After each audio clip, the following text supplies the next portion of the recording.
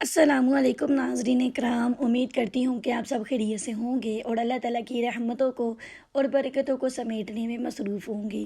میرے پیارے ناظرین کرام، اگر آپ نے اس ویڈیو کے اوپر کلک کیا ہے تو یقیناً آپ کو کسی نہ کسی بات کی حاجت ہوگی، آپ کے دل میں کوئی ایسی بات ہوگی، ایسی خواہش ہوگی جو آپ پوری کرنا چاہتے ہیں، یا ایسی کوئی پریشانی ہوگی جس کی وجہ سے آپ پریشان ہیں، اس کو آپ دور کرنا چاہتے ہیں، یا کوئی مصیبت ہے جو آپ کے اوپر آن پڑی ہے، آپ اس کو دور کرنا چاہتے ہیں۔ یعنی کہ ناظرین کرام، آپ کے اندر دل کے اندر کوئی نہ کوئی ایسی بات ضرور موجود ہے جو آپ کو پریشان کیے ہوئے ہیں، تو آپ نے اس وظیفے کو کرنا ہے۔ انشاءاللہ تعالی اس وظیفے میں بہت زیادہ طاقت ہے۔ یہ قرآن کریم کی سورت ہے، سورۃ الفاتحہ کا یہ وظیفہ ہے۔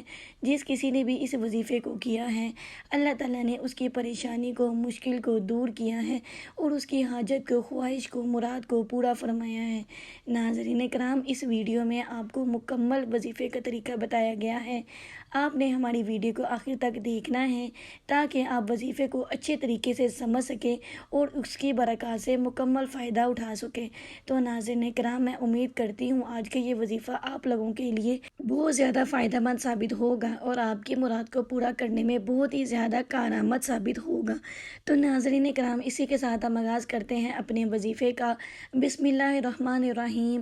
حق اسلامک ٹی وی کے تمام ناظرین کو السلام علیکم۔ ناظرین کرام، وظیفے کے آغاز سے پہلے میری آپ سے چھوٹی سی گزارش ہے کہ اگر آپ میرے چینل پہ نئے ہیں تو میرے چینل کو پہلے سبسکرائب کر دیں اور بیل آئیکن کے بٹن کو بھی دبا دیں تاکہ ہر آنے والی ویڈیو آپ تک بآسانی پہنچ سکے۔ چلیں جی ناظرین کرام، وظیفے کے آغاز سے پہلے میں آپ کو آج کا سوال سے آگاہ کرتی ہوں۔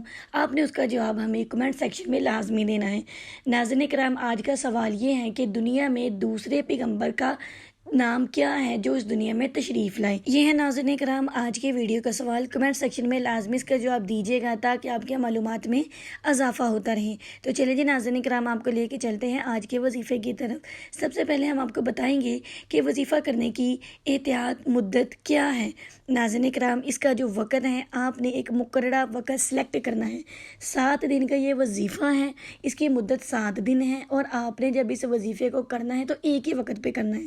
یعنی آپ اس کا مختلف وقت دیکھ لیں کہ آپ نے اس کو شام کو 7 بجے کرنا ہے، 10 بجے کرنا ہے یا صبح فجر کے بعد کرنا ہے۔ جو بھی آپ نے اس کا ایک مقررہ وقت سلیکٹ کرنا ہے، وہ آپ اس کا مقررہ وقت سلیکٹ کر لیں۔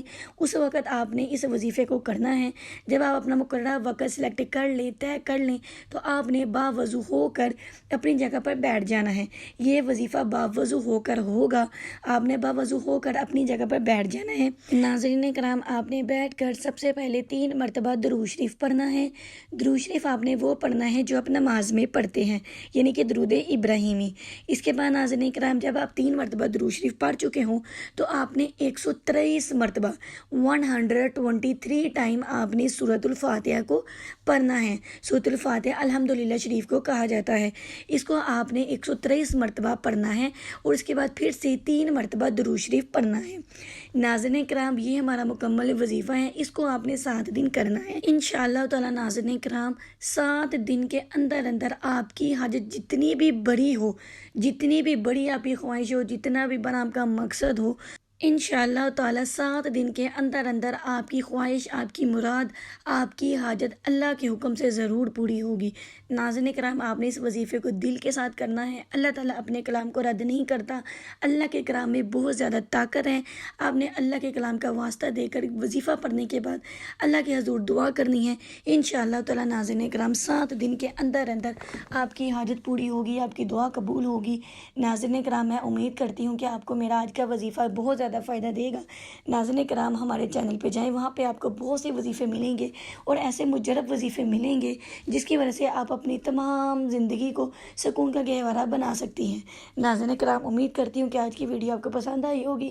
ملیں گے اگلی ویڈیو میں ایک نئے عمل کے ساتھ، ایک نئے وظیفے کے ساتھ۔ تب تک کے لیے اللہ حافظ۔